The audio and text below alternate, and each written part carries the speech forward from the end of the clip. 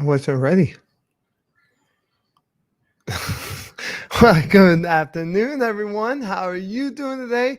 I hope that you are doing well on this Tuesday, and it's good to have you. Today, I want to talk to you about weakness, and I'm gonna be a little vulnerable in this episode. Not vulnerable per se, but I'm gonna tell you how it is and what happened in my life that made me think about this.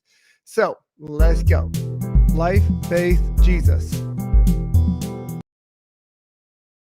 So a little while back, my dad came into Alaska to visit me for a little bit. And during that time, we went on a fishing trip. And I mean, you look at me, I'm not the strongest guy in the room. I'm pretty weak. So we were fishing for halibut. And when you fish for halibut, you're about 100 to 200 feet down in the water. And I hooked one on a regular pole. And what that meant is it wasn't a pole that was stuck in a rod holder. It was a pole that I had to hold myself and physically reel this fish up. Now, I say that because the video I'm about to show you shows just how weak I really am. So let's watch. It's actually a pretty humorous video.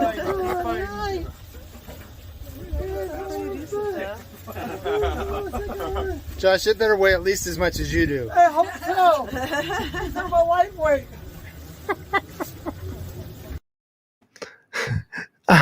If you didn't catch it, I said in the video, I hope so, because I'm a lightweight, okay? Which I really am a lightweight. It was hard for me to bring that fish into the boat. It really was hard. I got the fish in, and it was a pretty tiny fish, actually. But I say this because that was my weakness. That's one of my many weaknesses, is I'm not strong. I tend to procrastinate. I tend to overlook details. I tend to do a lot of things that, would help me move forward in things. And so I say this because I want to show you that weaknesses aren't necessarily a bad thing. And as a matter of fact, that God can use our weaknesses for his glory. And I'm going to read 2 Corinthians. Well, I got on my app. 2 Corinthians 12, 9 through 10. I can't even talk today. 2 Corinthians 9, 12, 9 through 10. So this is what it says.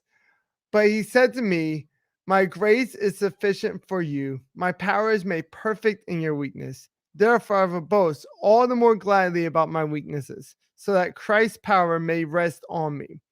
That's why, for Christ's sake, I delight in weaknesses, in insults, in hardships, in persecutions, in difficulties. For when I am weak, then I am strong. Now, see, Paul wasn't saying that when he's weak, he is strong by his own strength. No, he's saying that when he is weak, he is strong because of Christ and what Christ has done in his life. That is what Paul is saying. That is what Paul is talking about here. And he wants to let you know that we can't overcome our weaknesses. We can't overcome our weaknesses through Christ.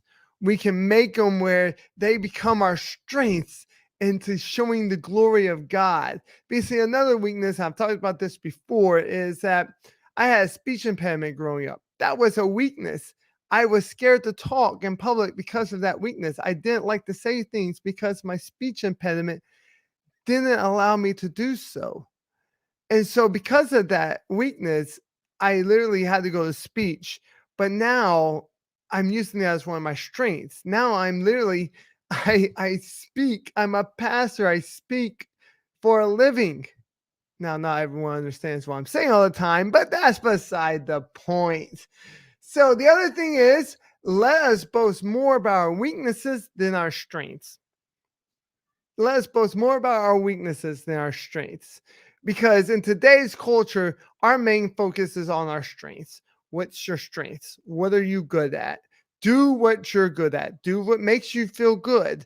In Enneagram, where do you fall? Because that's who they say you are. That's your personality. Those are your strengths. Lean into your strengths.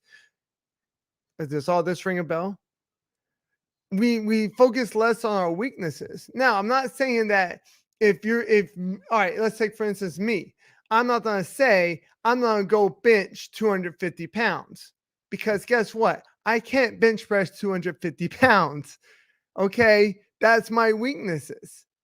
So I'm not going to do it. So I'm not saying like always boast and always don't lean on your strength. No, lean on your strength when it comes to certain things, but don't always just say, I'm not going to do that because that's not my strength. I'm not going to do that because I'm not good at it. Don't say, I'm not going to talk to someone about Christ because, well, I'm not strong at talking to people about Jesus, which you should be. But instead, lean on God and his strength. Lean on Jesus and the Holy Spirit, and he will give you the ability to keep moving. Paul is saying here that he wasn't perfect. He had mistakes. He had weaknesses, just like the fishing video. I had, like, if you saw my arm, I had the pole and I was reeling in. I wasn't holding it like this because my arm was weak. I was trying to hold it like this and pull it up because I was just so exhausted.